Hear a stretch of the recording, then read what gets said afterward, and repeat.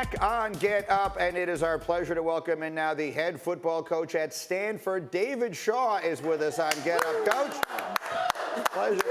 We have a million different things we'd like to throw at you, and Jalen's got a couple of things up his sleeve. But let us start with your star running back in Bryce Love and all of the Heisman talk that he receives. When you have a player, and you have some experience in this, you had McCaffrey before and Luck, other players who've gotten a lot of Heisman chatter. When you have a player like that, as the season gets underway, how do you manage that and all of the expectations? Well, first and foremost, hello, everybody. Good to see you all and hear from you all. The biggest thing is to make sure that we're just doing what we should do to try to win football games and put our best players in position to be successful. The hardest thing is when you try to work on stats, you try to appease people, you try to win over voters. It typically doesn't work out anyway. So for us, we just continue to put Bryce in position to make plays. He is so fast, he's so explosive. For a guy that's been less than 200 pounds to break as many tackles as he breaks, all he needs is enough opportunities, and that's what we try to give him.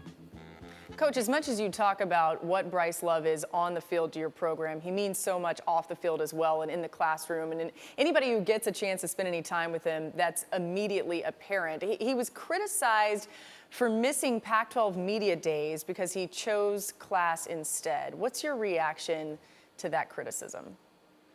The first thing when I heard that, I laughed. I thought it was kind of funny. But it's also what I talked to Bryce about when he decided to come back, which was he's gonna be judged on a different standard. He's a superstar now. He's the biggest star in college football right now.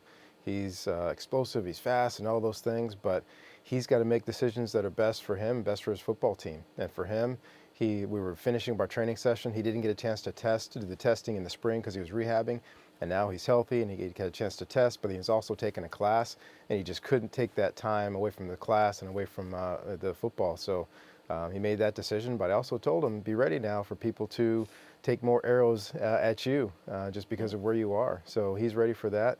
It's not going to change his approach. It's not going to change his mentality. He's an outstanding young man and what we would all want to coach. Coach, thank you for joining us.